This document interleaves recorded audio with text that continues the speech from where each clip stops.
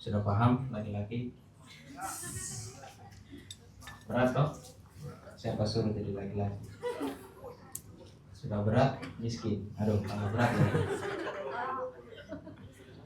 Ini laki-laki, jelek, miskin. Kalau masih dapat istri berarti kamu beruntung. Kamu jelek, miskin, terdapat istri berarti wajar. Ya. Sangkap.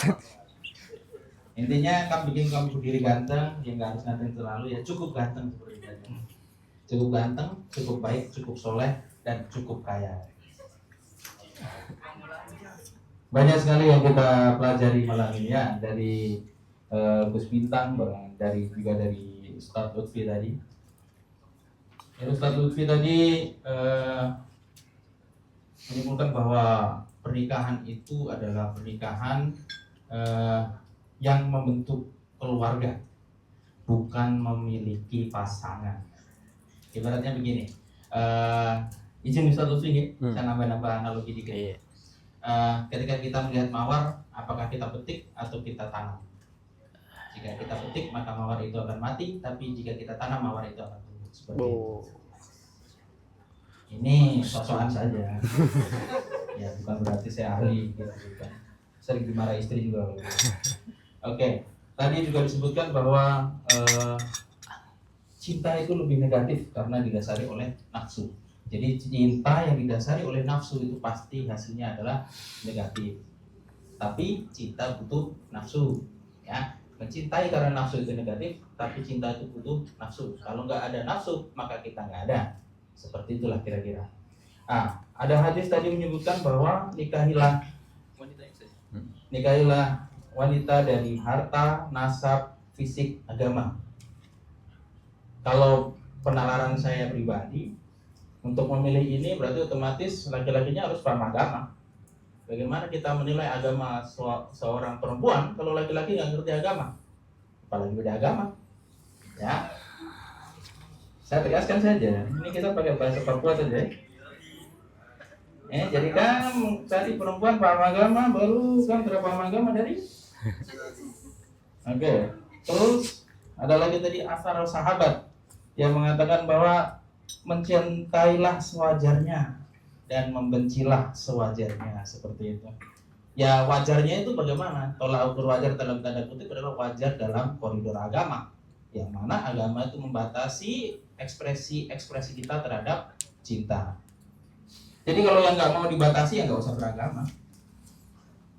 Ada yang mau nggak beragama di sini? Pasti mau lah. Oke. Untuk mencintai yang tidak pernah terlihat, tadi bagaimana cara kita mencintai Allah yang tidak kelihatan, dan bagaimana cara kita mencintai Rasulullah yang kita belum pernah melihat wajah beliau. Gak ada gambarnya Rasulullah tuh, gak ada sampai sekarang. Semoga gak ada, karena kalau sampai ada yang gambar berarti itu akan masuk di AI. Oke. Bagaimana cara mencintai yang tak pernah terlihat? Maka cintailah atas dasar kebaikannya. Seperti kita mencintai Rasul karena dalam hadis Rasulullah sangat mencintai umatnya. Bahkan ketika Sakaratul Maut tadi Ustadz sebutkan, Sakaratul Maut tadi Nabi tidak mencari siapapun, yang dicarinya adalah umatnya, umati seperti itu. Poin selanjutnya, rahasia awet hubungan, ya ini saling berterima kasih. Kalau sudah punya istri, kalau belum cari. Ya, cari laki-laki. Saya tetap tekannya di laki-laki karena kalian yang melamar, bukan perempuan lagi yang melamar, loh. Paham? Cukup baik, cukup tampan, cukup kaya, paham? Nah. Kalau kamu lihat saya jelek, kalau saya punya istri, berarti saya baik, begitu. Oke, selanjutnya pernikahan itu adalah ibadah paling lama. Yang notabene kita sebagai laki-laki itu keluar mencari nafkah itu sudah termasuk ibadah. Kita sholat berjamaah sama pasangan itu, pasangan halal, yaitu termasuk ibadah. Dan bercengkrama dengan pasangan, dengan keluarga itu juga termasuk ibadah. Dan terakhir, pada intinya rumah tangga adalah melengkapi setiap kekurangan. Jadi bukan hanya mencari kelebihan, kok kelihatannya cantik sekali, tapi ketika sudah dinikahi kok biasa-biasa saja gitu. Itu memang yang kurang tuh siapa? Yang kurang ajar laki-lakinya. Ya memang begitu. Kita harus menyesuaikan setiap kekurangan diri kita, menyesuaikan setiap kekurangan istri kita dan istri kita lagi, pasangan kita, sehingga kita akan menutupi kekurangannya dan kita bertanggung jawab atas kehidupannya seperti itu. Gimana laki-laki? Siap ya? Siap betul nih? Baik, tadi saya juga sempat lihat yang istighfar kencang-kencang tadi, Masya Allah, kelihatannya ngena sekali ya di hatinya.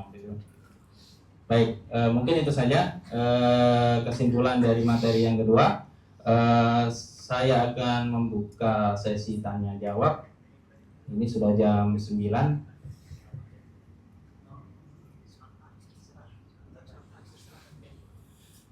Saya akan buka sesi pertama, satu untuk laki-laki, satu untuk perempuan. Baik, oke, ibu rumah tangga satu yang tanya ini. Silakan Ustazah Rahma.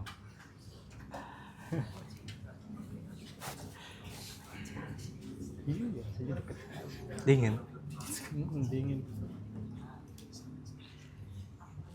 Baik Ustaz, terima kasih banyak atas waktunya. Gak usah berkenal dan kenal.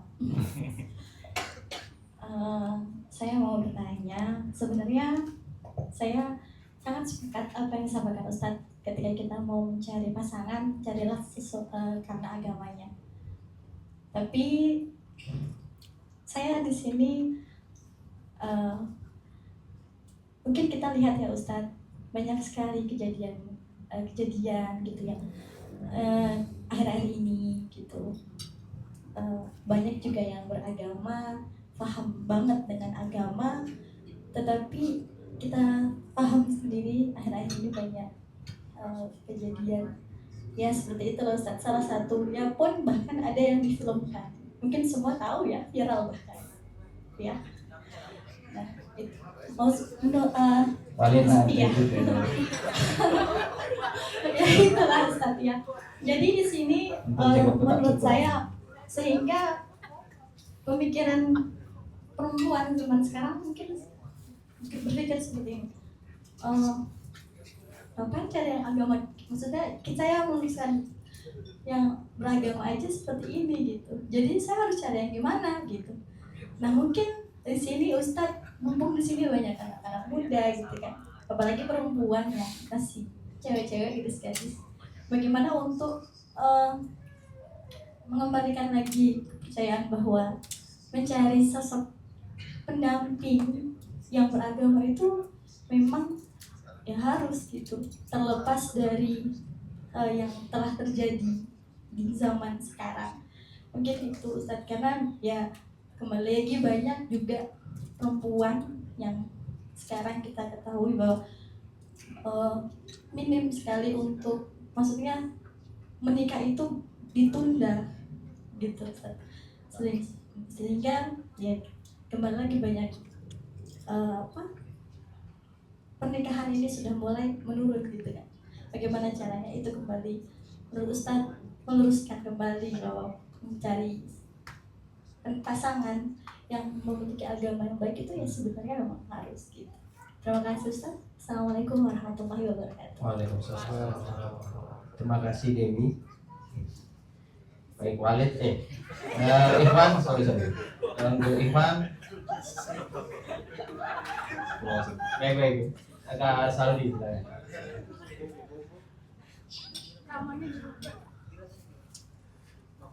Baik, bismillahirrahmanirrahim. Assalamualaikum warahmatullahi wabarakatuh.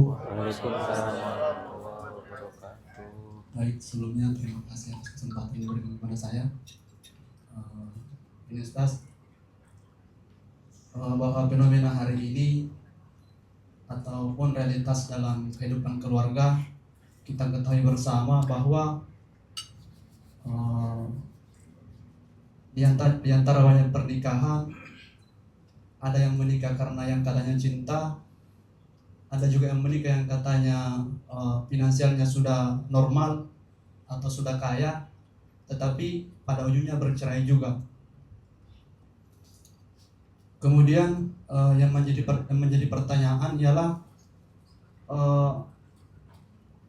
yang menjadi barometer untuk dikatakan pantas untuk bermakna bersama itu kira-kira seperti apa, Ustaz? Kemudian pertanyaan kedua,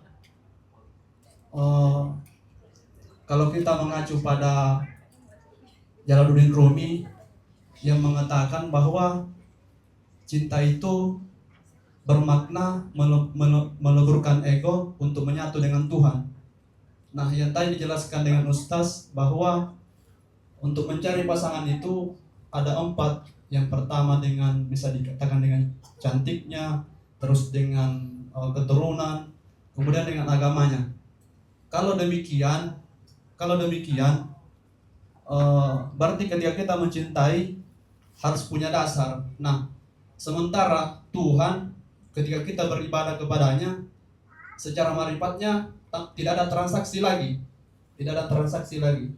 Nah, kemudian yang jadi pertanyaan, yang dikatakan cinta karena Allah seperti apa, Ustaz? Kira-kira seperti itu. Sekian dan terima kasih.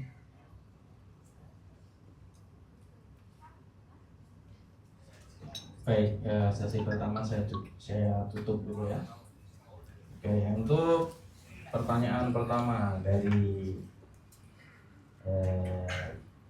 Saudara Mawati tadi bilang ketika melihat fenomena sekarang yang mana laki-laki kelihatannya alim, tapi kenyataannya dalam tindakannya tidak sesuai dengan depo pemahaman gitu.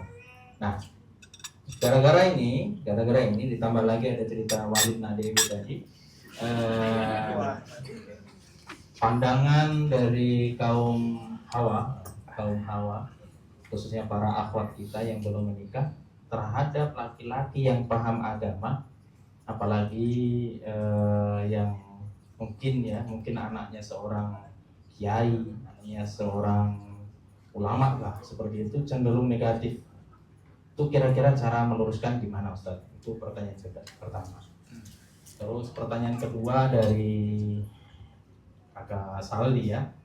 Tadi dia sedikit menyebutkan tentang cinta itu bermakna meleburkan ego untuk mencari Tuhan ya, seperti itu. Makanya dia tanya, cinta karena Allah itu seperti apa, Ustaz? Gitu. Mungkin itu, Ustaz, silakan aja, Pak. Ya. Memang di dalam memilih pasangan kita harus melibatkan Allah, ya. Karena pandangan kita atau penilaian kita itu terbatas. Contoh, hadirin yang ada di sini melihat saya paham agama, misalnya gitu ya. Terus misalnya dilihat baik, misalnya gitu secara agama. Itu karena Allah menutupi aib saya, gitu kan. Karena sudut pandang hadirin di sini terbatas. Ya. Pentingnya melibatkan Allah itu dalam urusan jodoh, dalam mencari pasangan, yaitu benar-benar dengan sholat istikharah. Jadi sholat istikharah itu benar-benar dilakukan, benar-benar diniatkan untuk mencari pasangan yang baik menurut Allah. Bukan hanya baik menurut kita. Nah, yang terjadi belakangan ini itu kan hanya baik menurut kita, baik menurut orang tua kita, baik menurut pandangan masyarakat kita, misalnya seperti itu. Pada kenyataannya banyak pimpinan pondok yang terlibat kasus, banyak ustadz-ustadz yang terkena kasus, ya karena manusia biasa juga. Saya sudah bilang kita bukan nabi yang tidak terbebas dari dosa dan kesalahan, kita manusia biasa gitu. Yang namanya seorang ustadz di hari ini yang bisa menjadi seorang yang luar biasa setannya, luar biasa bejatnya itu di kemudian hari. Ya itulah kenapa dikatakan habibaka haunan ma. Ya kalau kita mencintai seseorang itu sewajarnya saja, membenci seseorang itu sewajarnya saja. Karena Allah itu membolak-balikan hati. Ya. Yang cinta bisa menjadi benci, yang benci bisa menjadi cinta, yang baik bisa menjadi jahat, yang jahat bisa menjadi baik.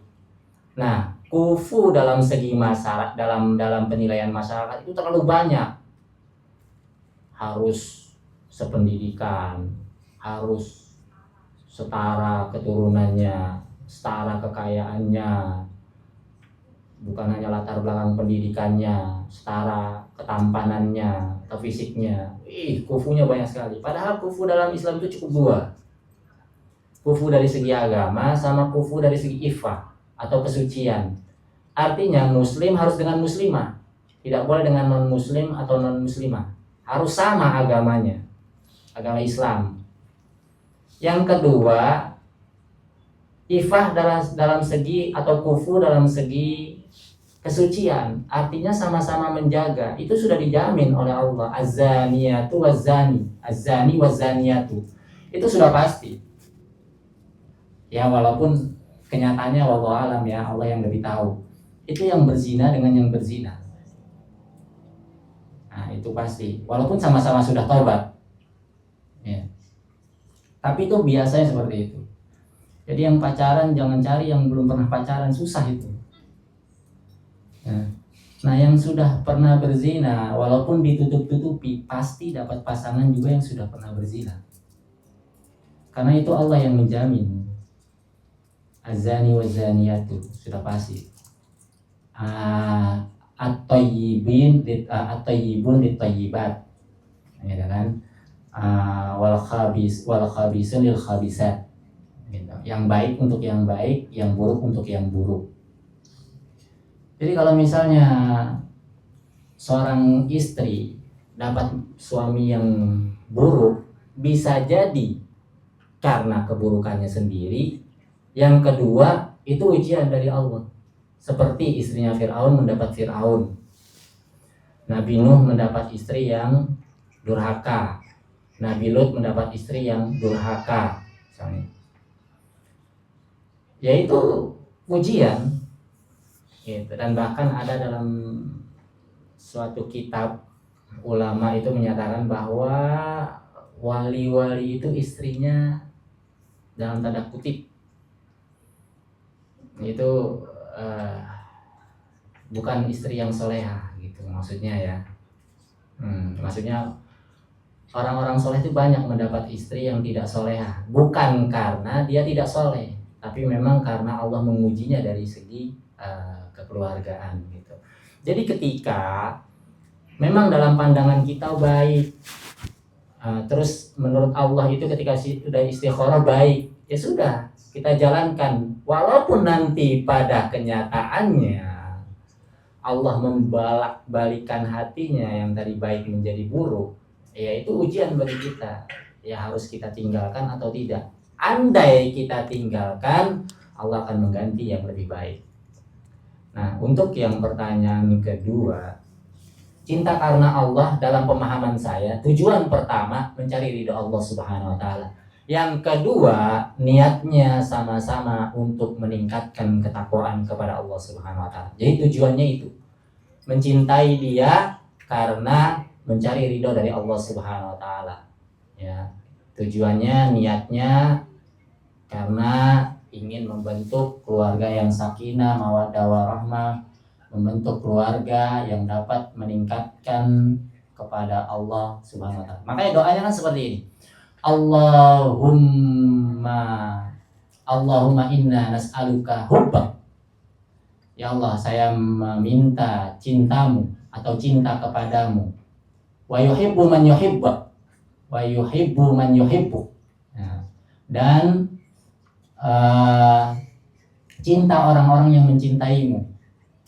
Seperti wa hubba kulli amalin yuqarribuni ila hubbik, dan mencintai segala perbuatan yang mendekatkanku kepada cinta kepadamu. Seperti itu. Waj'al hubbaka ahabba ilayya min hubbi apa itu ya hadisnya, dan jadikan cintamu itu cinta yang paling saya cintai itu. Waj'al hubbaka ahabba ilayya min hubbi terakhir itu min hubbil ma'il barid ala zomai, lebih cinta daripada cintanya seorang yang kehausan terhadap air dingin. Itu loh. Jadi lebih cinta waja'ala hubbaka ahabba ilayya min nafsi, ya, daripada mencintai diriku sendiri gitu. Wa minal ma'il baridi ala zomai, dan cintanya seorang yang kehausan terhadap air dingin. Bayangkan orang yang lagi kehausan di gurun pasir, apakah ia mencari Tuhan? Tidak, pasti mencari air. Tapi bayangkan cinta kita kepada Tuhan itu lebih dari seperti itu, dari butuhnya orang yang kehausan di tengah gurun pasir terhadap air. Itu harus lebih daripada itu. Doanya seperti itu, ya. Jadi pada dasarnya cinta karena Allah yaitu yang pertama memang niatnya mencari ridho dari Allah. Yang kedua diniatkan bahwa bersamanya itu untuk meningkatkan ketakwaan kita kepada Allah Subhanahu wa taala. Jadi itu, jangan sampai bersamanya itu malah menjauhkan diri kita dari Allah Subhanahu wa taala. Ya mungkin itu saja pemahaman saya. Setiap orang kan saya sudah bilang memiliki pemahaman masing-masing. Jadi yang saya sampaikan itu adalah merupakan pemahaman saya pribadi. Ya. Atas kekurangan dan kesalahannya mohon dimaafkan. Baik, jawabannya tadi sudah paham. Dari pertanyaan pertama tadi saya simpulkan bahwa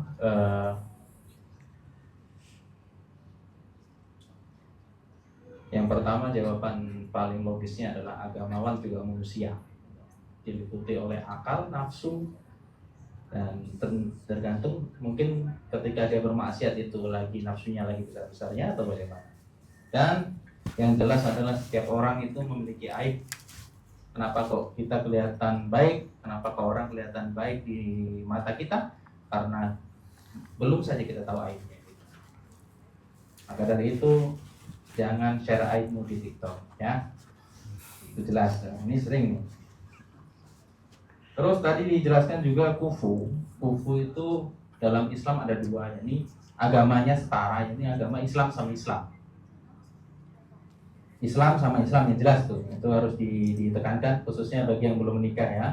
Yang kedua adalah tentang kesucian. Tadi sudah dijelaskan dengan gamblang. Terus jawaban dari Kak Saldi tadi tentang cinta karena Allah itu seperti apa? Ya, cinta dengan niat mencari ridho Allah Subhanahu wa taala dan cinta dengan niat meningkatkan takwa pada Allah Subhanahu wa taala. Kalau belum mampu dua ini, mungkin ikut cara saya. Ini saya punya pandangan pribadi sebenarnya. Iya, silakan. Asal Allah nggak marah sudah. Nah, itu aja. Itu kalau pandangan pribadi saya, yang penting Allah nggak marah sudah cukup. Ya, seperti itu. Baik, tadi sesi pertama sudah selesai. Selanjutnya sesi tanya jawab kedua. Wih, jadi apa banyak? 1, 2, 3, 4 more. 4. 1, 2, 3, 4. Berarti 4 ya. Saya tutup pertanyaan di sesi 4. Jadi akhwat dari jilbab hijau, belakang lagi jilbab hitam, langsung di founder kita Mas Bejo. Dan siapa namanya?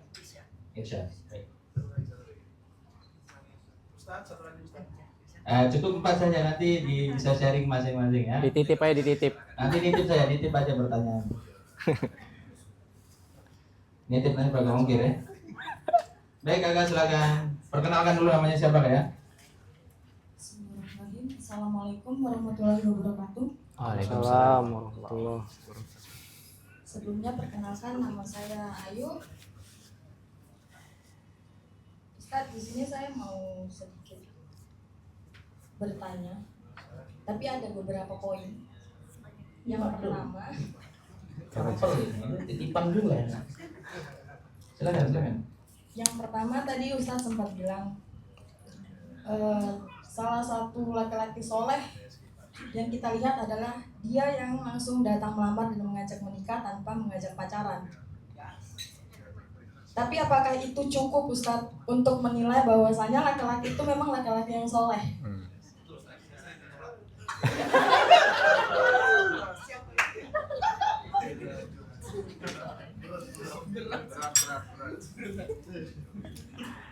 Karena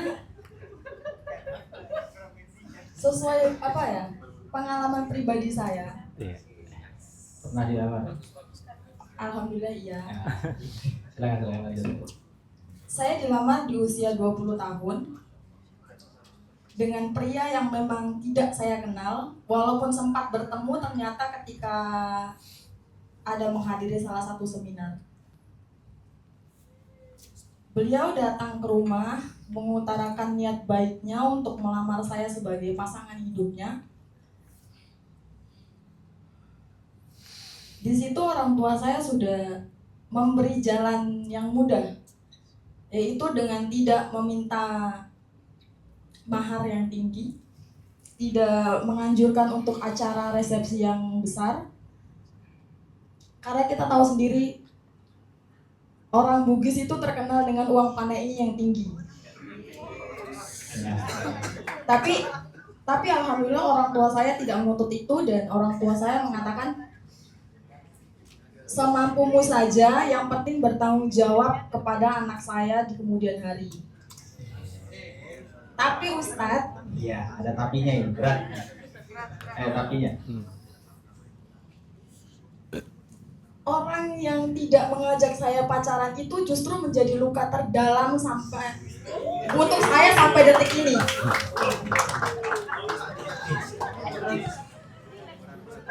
Sebenarnya yang membuat saya kecewa bahkan tidak ridho bukan karena tentang dia yang mengabaikan saya, tapi dia yang lalai terhadap putrinya.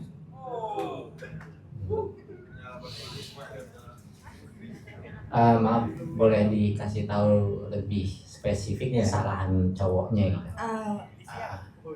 Biar Tidak, saya tidak akan menyebut inisial. Jadi kesalahannya ini banyak, Ustadz.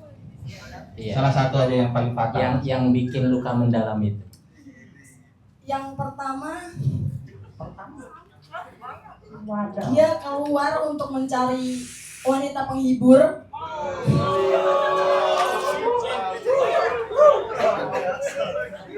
Yang kedua, beliau lalai atas nafkah terhadap anaknya. Saya sudah sempat kasih kesempatan setelah saya memilih pulang ke orang tua selama jeda hampir 7 bulan. Tapi beliau sama sekali tidak ada itikat baik untuk bertanggung jawab dan merubah diri. Baik, Maaf. cukup ya. Maaf, waktu dilamar berarti dia duda, bujang. Ya, sama-sama belum menikah. Oke, baik.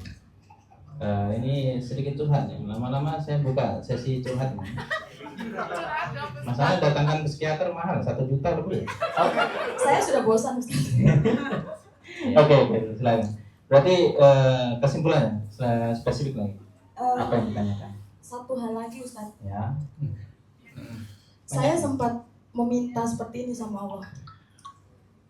Mungkin karena saking takutnya untuk memulai lembaran yang baru, saya meminta sama Allah beberapa kali untuk menutup pintu hati saya dan tidak membuka kepada makhluk manapun, manusia manapun. Apakah itu saya termasuk orang yang tidak bersyukur atau seperti apa? Terima kasih. Berat ya. Ini baru pertama kali ini saya dapat pertanyaan itu. Oke. Baik, ini saya simpulkan pertanyaannya, apakah laki-laki yang soleh cukup dinilai dari datang dengan melamar tanpa mengajak pacaran? Terus yang kedua tadi dan ternyata akhirnya membuat luka ya, seperti itu. Dan apakah boleh berdoa pada Allah untuk menutup hati dari makhluk manusia? Ya, 2 aja Bang. Baik, selanjutnya satu lagi. Masih ada 3 bernanya lagi. Langsung rapel ini. Dua.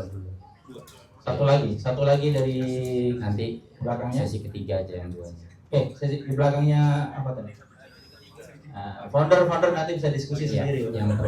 yang perempuan aja dulu, dua-duanya, nanti yang sesi ketiga baru laki-laki dua-duanya. Dua-duanya mah Itu muslimah. sampai 6 karena tumblernya ada. Assalamualaikum warahmatullahi wabarakatuh. Ya, waalaikumsalam warahmatullahi wabarakatuh. Kenalkan, nama saya Duro. Saya izin bertanya Ustadz. Macam tenang. Lanjut. Tadi Ustadz mengatakan bahwa kalau misalnya laki-laki menikahi perempuan atau mencari pendamping hidup itu dilihat dari 4 perkaranya. Nasabnya, tampangnya, imannya, dan juga hartanya. Lalu lalu bagaimana Ustadz ketika patokannya kepada perempuannya, jadi kebalikannya. Lalu bagaimana kita sebagai perempuan untuk kepada calon pemimpinnya itu seperti apa, patokannya itu seperti apa, apakah kita harus berpatok kepada 4 perkara tersebut atau tidak? Dan karena pada yang kita lihat di zaman sekarang itu banyak perempuan yang berpatok pada 4 perkara itu, namun tidak sedikit juga tidak sedikit juga orang yang malah akhirnya tidak mendapatkan pasangan hidupnya. Mungkin ada solusi untuk bagaimana sebagai perempuan, maksudnya untuk mendapatkan sosok pemimpinnya yang baik. Maksudnya solusinya seperti apa untuk para perempuan yang sedang mencari pasangannya. Terima kasih. Ya, baik. Itu aja ya, berarti pertanyaan tentang patokan seorang muslimah atau akhwat dalam memilih calon suaminya gitu. Ini saya lihat semuanya curhat ya. Oke. Semuanya curhat nih. Ini terapa kan curhat di sini, mitra bayar. Nanti ke psikiater 1 juta itu. Baik, Ustaz, langsung dijawab pertanyaan dari Kakak Ayu tadi. Iya. Yang saya sebutkan tadi masalah salah satu laki-laki yang baik itu datang langsung melamar, tidak mengajak pacaran, itu hanya salah satu kriteria saja. Jadi kalau mau melihat dia laki-laki baik atau tidak, salah satunya itu. Seperti yang saya bilang, penilaian manusia itu terbatas. Pandangan kita itu terbatas. Kita mungkin bisa menilai bahwa dia itu baik ya dari cara keseriusannya itu, gitu ya. Tapi yang saya bilang dari tadi, dari yang pertanyaan pertama itu, bahwa selalu libatkan Allah. Ya, itulah kenapa sebisa mungkin kita harus istikharah. Jangan datang laki-laki melamar langsung diterima. Ya, itu resiko kita, karena itu hanya penilaian kita saja. Itulah kenapa kita harus melibatkan Allah. Andai ternyata Allah mengizinkan, artinya dalam istikharah itu Allah mengizinkan kita bersama dia, ya sudah, itu berarti bagaimana nanti dalam membentuk rumah tangganya ketika membuat bahtera rumah tangga lalu tiba-tiba rumah tangganya tenggelam, yaitu namanya dalam perjalanan selalu ada halangan, masalah, rintangan yang akhirnya bisa menenggelamkan bahtera rumah tangganya ya. Nah, itu bagian dari ujian dari Allah. Mungkin ya Allah sedang menguji kita, dan ketika kita memang harus berpisah, mungkin Allah menyediakan pengganti yang lebih baik lagi, mungkin ya. Jadi sama seperti dilarang doa meminta kematian, sebaiknya dilarang meminta doa keburukan ya, apapun itu, doa minta ditutup hatinya, karena khawatir khatamallahu ala qulubihim, ketika Allah sudah menutup hatinya, takutnya tertutup kepada semuanya, bukan hanya cinta tapi tutup, empatinya tertutup, kasih sayangnya tertutup, rasa kemanusiaannya tertutup, semuanya tertutup. Nah, itu bahaya. Jadi kalau bisa jangan berdoa keburukan apapun itu, walaupun kita punya masa lalu trauma atau apapun masa lalu yang buruk, ya, jangan menjadikan masa depan kita itu maksudnya jangan kita melangkahkan kaki kita itu berpatokan terhadap masa lalu atau hanya dibayangi dengan masa lalu. Tidak, setiap masa depan itu selalu kita yang tentukan gitu. Walaupun tetap selalu melibatkan Allah gitu, karena apapun yang kita tentukan kalau kita melibatkan Allah itu insya Allah jauh lebih baik daripada kita menentukannya sendiri. Jadi tidak menutup kemungkinan ya, kalau hanya penilaian kita ya sudah pasti kemungkinan besar salah itu udah pasti gitu ya. Tapi kalau kita melibatkan Allah, itu andai memang kita berjodoh dengannya, Allah tentukan kita berjodoh. Kalau memang nanti pada akhirnya dia berubah gitu ya, sama seperti yang Ustadz akhirnya ternyata berpoligami, atau Ustadz yang ternyata melakukan hal-hal yang tidak sesuai dengan syariat agama, yaitu manusia sudah ya, namanya ketika dia diuji ternyata tidak siap dengan ujian yang diberikan, imannya ketika turunnya langsung drastis ya, itu berarti kekuatan imannya ketika itu kalah dengan nafsunya ya, seperti itu. Nah, jangan pernah berdoa keburukan apapun itu ya, itu saja sudah. Yang masalah zuhro yang tadi saya sebutkan itu adalah rangkuman dari setiap laki-laki menikahi perempuan itu karena 4 perkara itu. Bisa jadi karena salah satunya, bisa jadi karena 4-empatnya. Dan jangan mencoba mencari 4-empatnya, karena itu susah sekali di zaman sekarang gitu. Patokannya pada kata terakhirnya itu, fasfar bizatidin taribat yadak. Nah itu, pilihlah yang punya agama gitu. Nah ketika kita sudah memilih yang punya agama, itu niscaya kita akan beruntung. Nah keberuntungan itulah yang kita tidak tahu seluas mana keberuntungannya. Bisa dapat juga ternyata keturunan yang baik, bisa juga mendapat harta yang berlimpah, rezeki yang banyak, bisa juga nanti akhirnya mendapat fisik yang baik juga, seperti itu. Ada loh orang yang belum menikah itu karena nggak merawat dirinya ya kelihatan biasa-biasa aja, kelihatan kucel gitu kan. Tapi ketika sudah punya duit, jabatannya mentereng, akhirnya tiba-tiba langsung kelihatan ganteng. Ada yang seperti itu, akhirnya terawat karena makanannya juga sehat, gitu. Lingkungannya, rumahnya udah bagus, gitu. Akhirnya karena sering terawat dirinya gitu kan, mandi dengan baik gitu kan, akhirnya tiba-tiba walaupun tanpa merawat diri lebih baik secara fisik, seperti itu. Atau misalnya keimanannya makin tinggi, sholatnya makin rajin, makin banyak wudu, tiba-tiba makin bersih wajahnya. Ya seperti itu. Jadi dapat semuanya ketika kita berpatokan kepada agama. Fasfar bidzatid-din taribat yadak. Nah itu kalau kita memilih yang memiliki agama itu dapat semuanya. Jadi jangan ketika mau milih pasangan harus 4-empatnya punya, itu lama nunggunya, keburu jadi perawan tua ya. Cari yang paling terakhir itu patokannya, fasfar bidzatid-din. Kalau ada yang sudah datang melamar dan menurut kita baik, tanya Allah, benar nggak baik menurut Allah juga gitu. Kalau ternyata baik juga menurut Allah, ya sudah, jalankan, bismillah. Kalau ternyata nanti ada ujian-ujian yang ternyata menenggelamkan bahtera rumah tangganya, ya mau harus berpisah, ya sudah, bismillah, pisah, berdoa sama Allah dicarikan pengganti yang lebih baik. Gitu. Jangan tutup hati, karena bisa jadi jodoh kedua itu yang Allah sediakan untuk membantu kita menuju surga, seperti itu ya. Karena saya bilang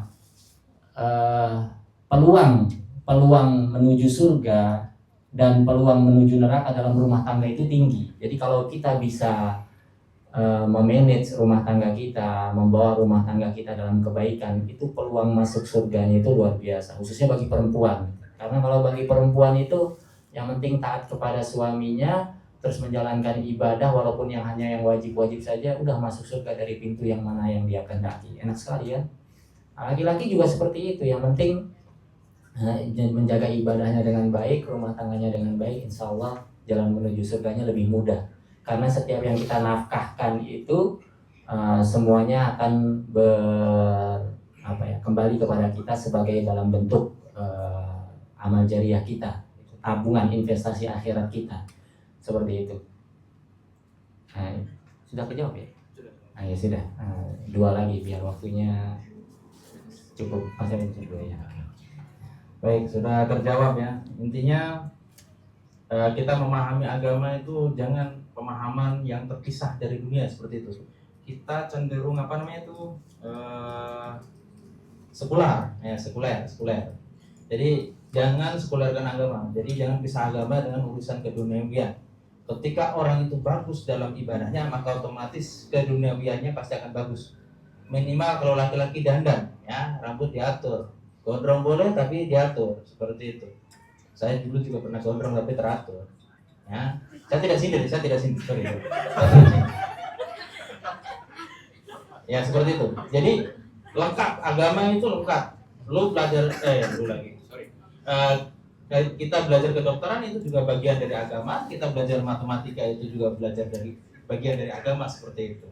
Baik, lanjut di sesi ketiga. Ini para pelanang ya. Dari salah satu inisiator Majelis Baku Jaga, Kakanda Kartono, SMMM. Silakan.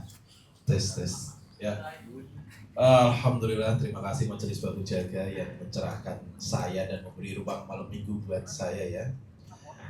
Pertanyaan saya ada dua, Ustadz. Yang satu, saya dicurhati teman sebelah saya dan saya nggak mampu jawab, jadi nanti biar dia jelaskan. Itu yang pertama. Karena ini teman saya pada masuk terowongan, teman saya udah menikah dan ada ujian. Dia seperti masuk pada lorong yang gelap, nggak tahu harus bagaimana karena pada titik ujian tersebut. Karena saya juga pernah ngalamin, mungkin akan lebih tercerahkan pada Ustadz nanti biar cerita, karena saya nggak mampu jawab tadi. Terus yang kedua, terkait pertanyaan akhwat tadi, masalah laki-laki tadi ya. Sebenarnya menurut saya, seorang lelaki ya, laki-laki selingkuh itu pijakannya ada dua. Yang pertama memang laki-laki peselingkuh itu pertama yang memang tabiatnya seperti itu. Ya memang mau sebelum nikah, makanya harus diperhatikan baik-baik laki-lakinya punya tabiat untuk seperti itu.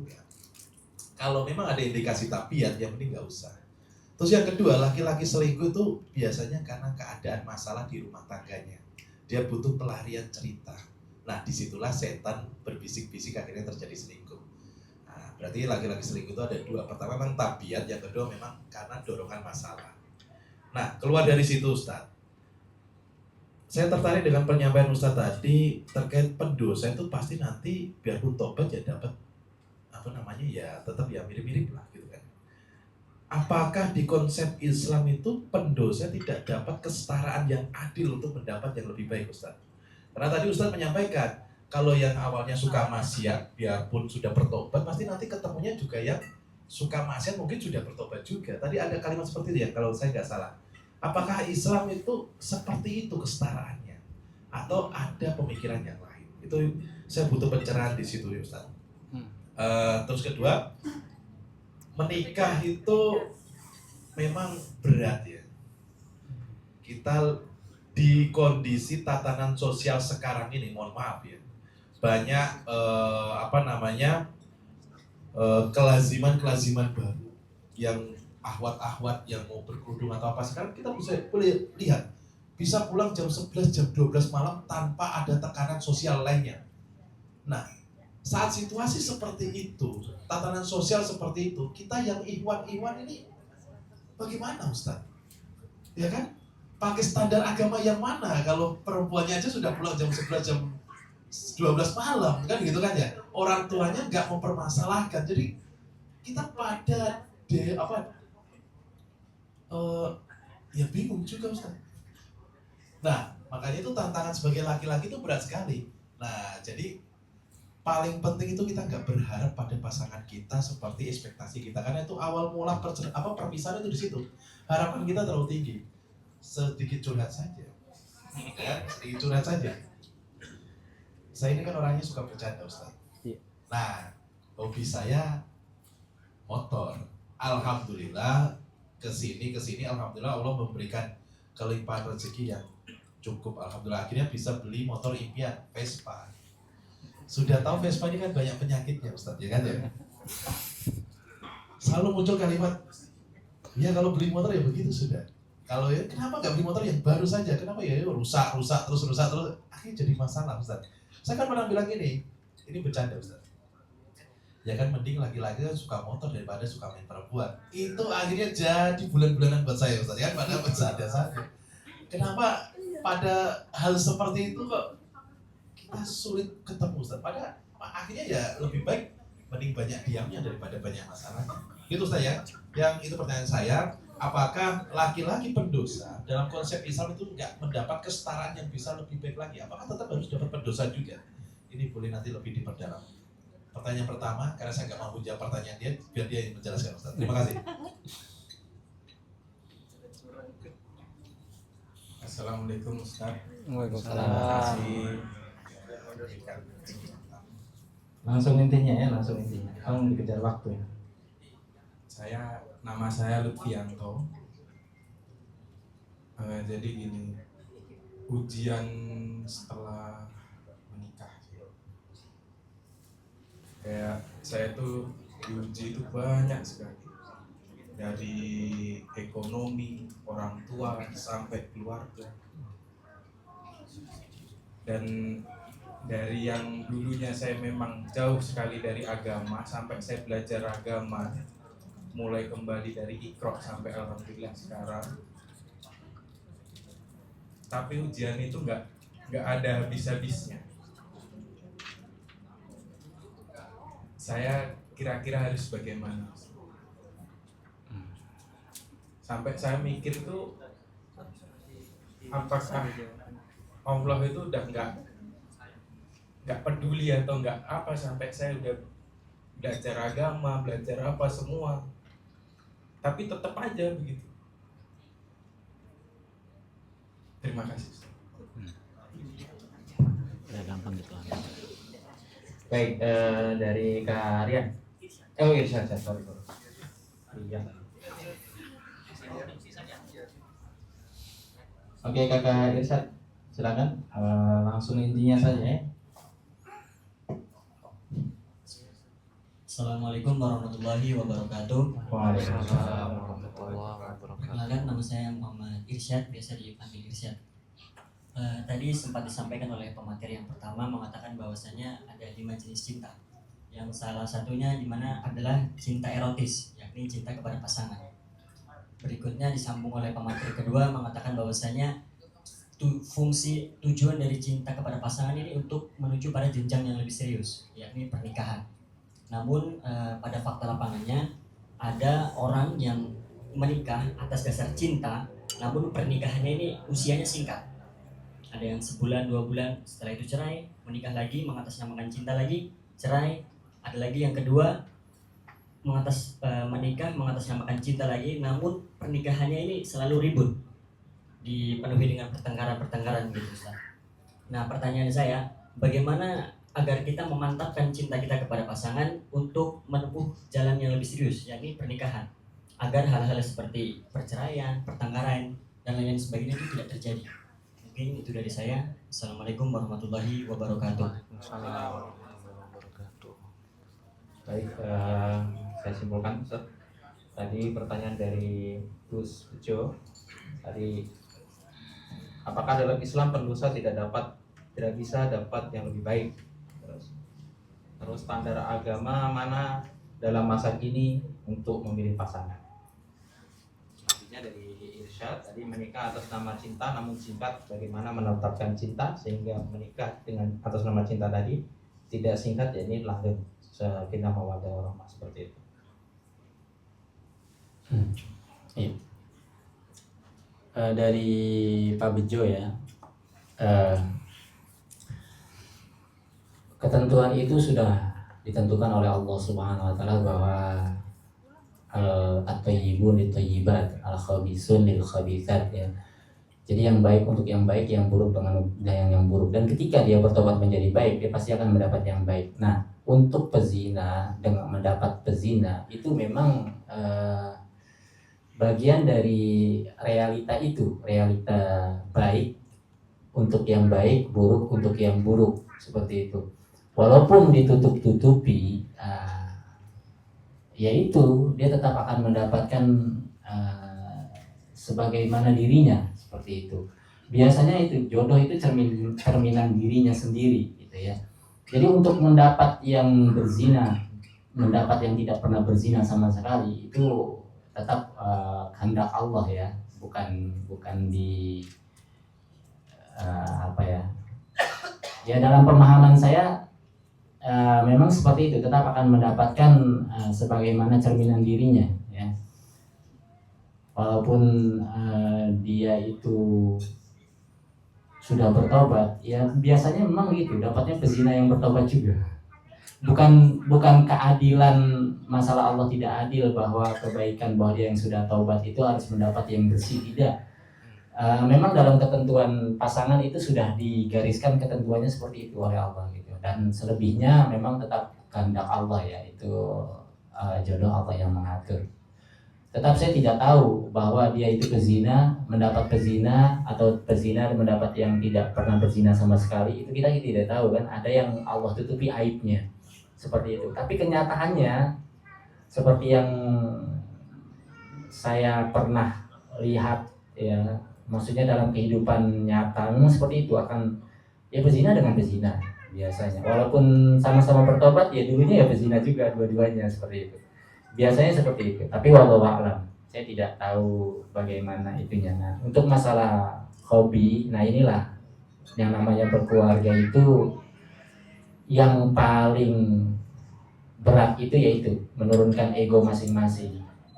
Ya kalau sudah berkeluarga, sebisa mungkin yang namanya hobi, kecintaan kita kepada yang lain selain pasangan ya dikurangi gitu.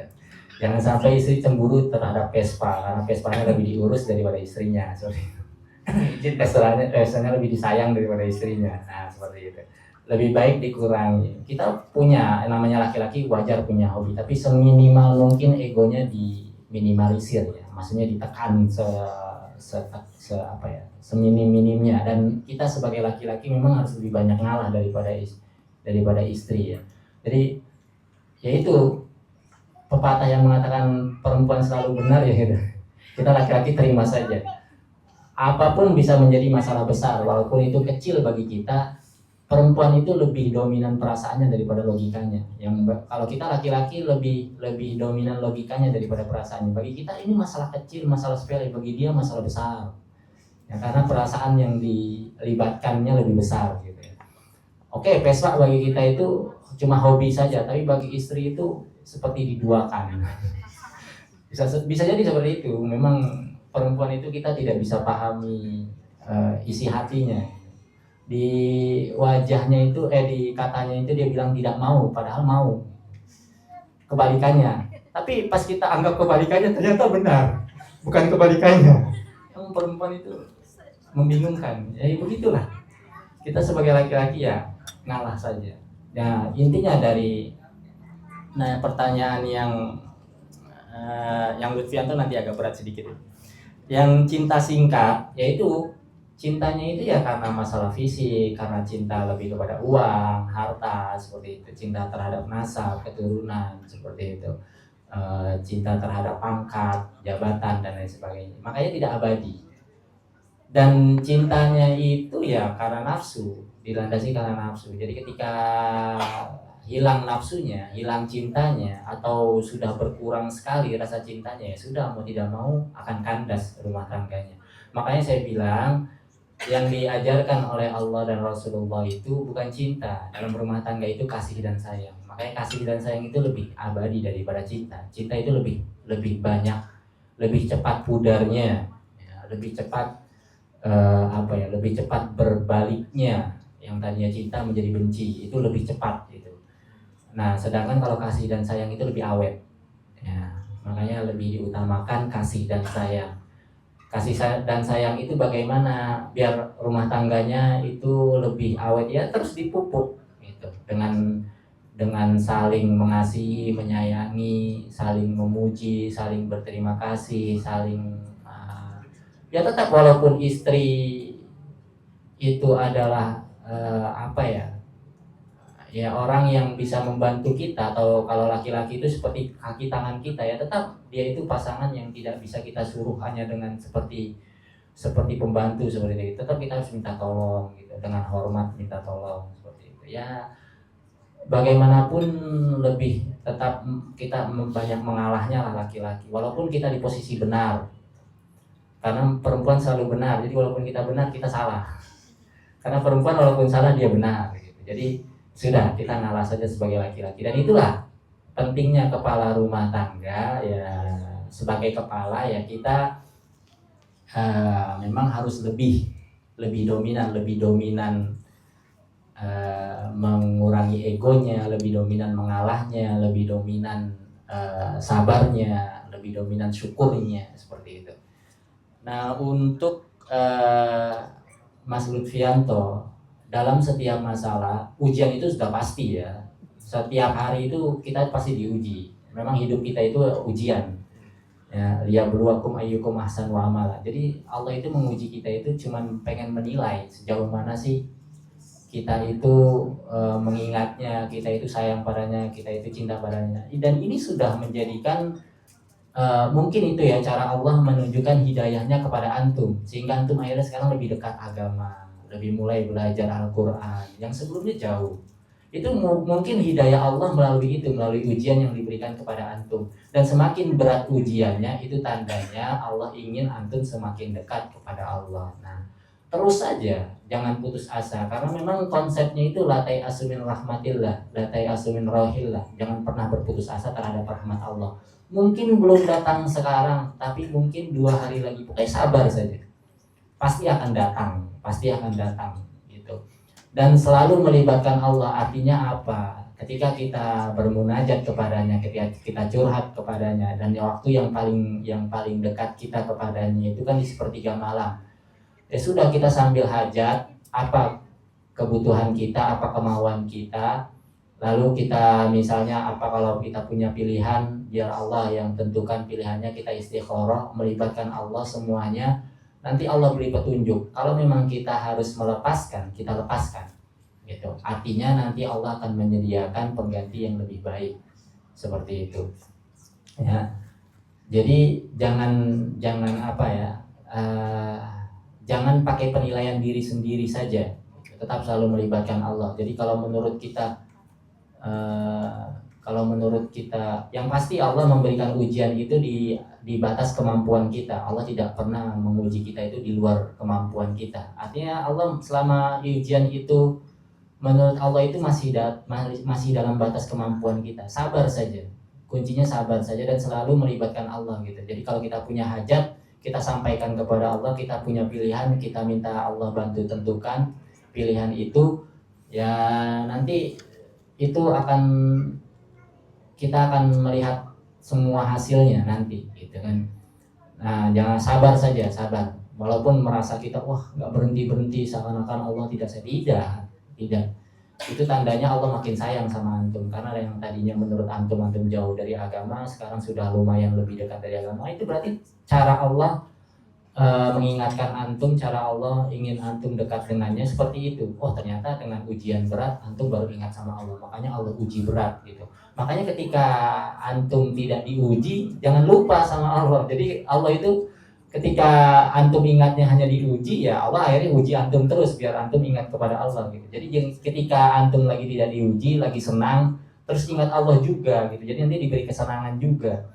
Kalau ingatnya ketika hanya diberi uji saja, makanya Allah tidak memberhentikan ujiannya terus, karena Allah pengen dekat sama antum gitu. Itu saja mungkin ya, karena waktunya terbatas. Jadi mungkin kita bisa diskusi lain waktu di tempat yang lebih tidak membatasi ya, karena di sini lebih membatasi. Dan itu saja, segala kekurangannya mohon dimaafkan, karena ini hanya sebatas pemahaman saya gitu ya. Pemahaman ilmu saya juga hanya sebatas itu. Setiap orang memiliki sudut pandang masing-masing ya. Mungkin itu saja, segala kekurangan mohon dimaafkan. Wassalamualaikum warahmatullahi wabarakatuh. Waalaikumsalam. Baik, sudah terjawab ya. Ya, meskipun masih belum ngena, masih belum cukup ya, karena waktunya juga kita bayar tempat, jadi kita dibatasi oleh waktu juga teman-teman semuanya. Jika masih ada pertanyaan, nah ini kamu follow tong punya IG gitu, tong IG namanya Majelis Bagu Jaga, silahkan DM di situ. Nanti kami akan konsultasikan dengan ustadz-ustadz yang biasanya tampil di sini. Ada yang lulusan Kairo, banyak yang lulusan Al-Azhar ya, dan lulusan pesantren yang jelas.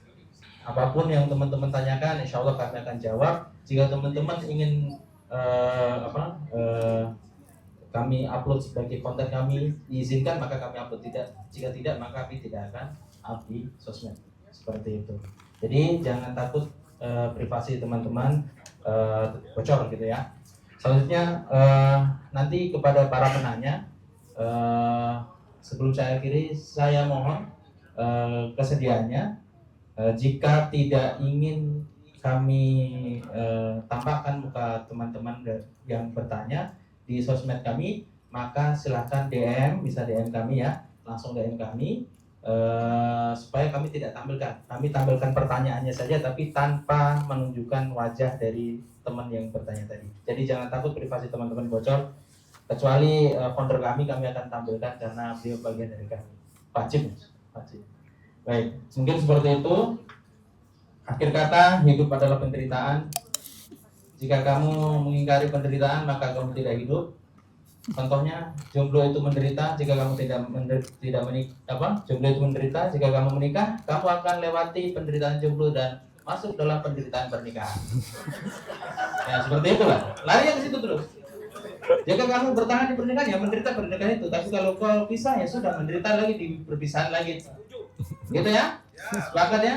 Kalau tidak mau menderita, jangan hidup. Oke. Jangan mati juga.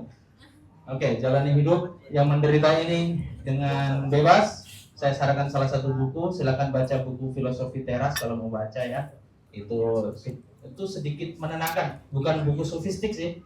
Filosofi Teras silakan dibaca. Itu sedikit menjelaskan tentang stoik, filsafat stoik ya. Silakan dibaca. Itu bagus bagi teman-teman yang ingin sedikit-sedikit sedikit menenangkan hati teman-teman gitu. Mungkin seperti itu dari saya. Jangan lupa follow Instagram kami dan like, share, and subscribe YouTube kami juga dengan nama yang sama, yaitu Majelis Bagu Jaga. Billahi taufiq wal hidayah wa ridwan wal inayah. Kepada Allah saya mohon ampun, kepada teman-teman saya mohon maaf. Billahi taufiq wal hidayah. Wassalamualaikum warahmatullahi wabarakatuh. Waalaikumsalam warahmatullahi wabarakatuh.